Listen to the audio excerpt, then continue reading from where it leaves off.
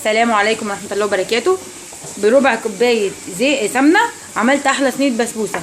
يلا بينا نسمي ونصلي على سيدنا محمد ونشوف عملناها ازاي. بسم الله. دلوقتي يا حبيبي احنا حطينا كوبايتين ميه على كوبايه سكر على عصره ليمون، وهنسيبه لحد ما الشربات بتاعنا يتعمل ونروح نشوف هنعمل بسبوسه ازاي.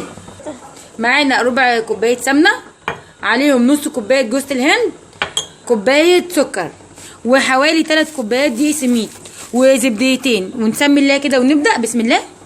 دلوقتي احنا هنفضي السكر، هنحط السكر كده وهنحط معاه جوز الهند ونقلبهم، وبعدين نحط عليهم السمنه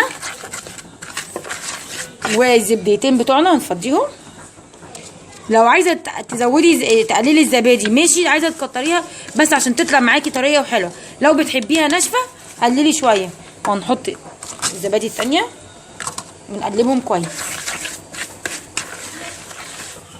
دلوقتي احنا هنقلب المكونات كويس جدا مع بعض. دلوقتي يا حبايبي احنا خلطنا كل المكونات مع بعض كويس. هننزل بقى بالسميد. بسم الله. ادي اول كوبايه هنقلب، وتاني كوبايه. بسم الله. ايوه،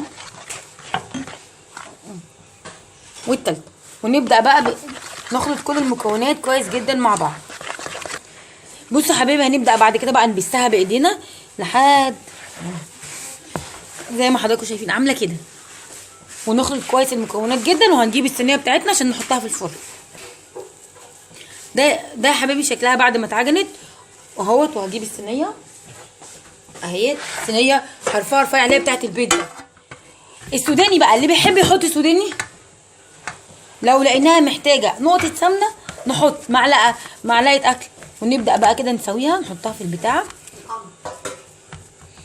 وده يا حبايبي بعد ما سويناها هنبدا بقى نقطعها بالسكينه. هنبدا نقطعها كده. بسم الله. نقطعها كده بحيث انها ايه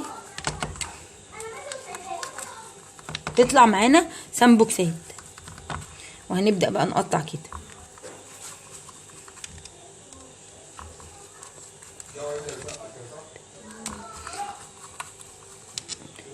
وده هيبقى شكلها النهائي.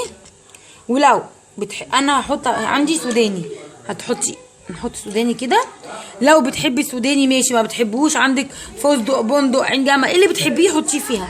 او ممكن لو عندك بتاع ده لوز مبشور او بندق مبشور. وده سوداني. ويلا بينا نحطها في الفرن. ودلوقتي يا حبايبي هنحطها في الفرن، بتاخد من 20 ل 30 دقيقة على حسب الفرن بتاعك والتسوية. بسم الله.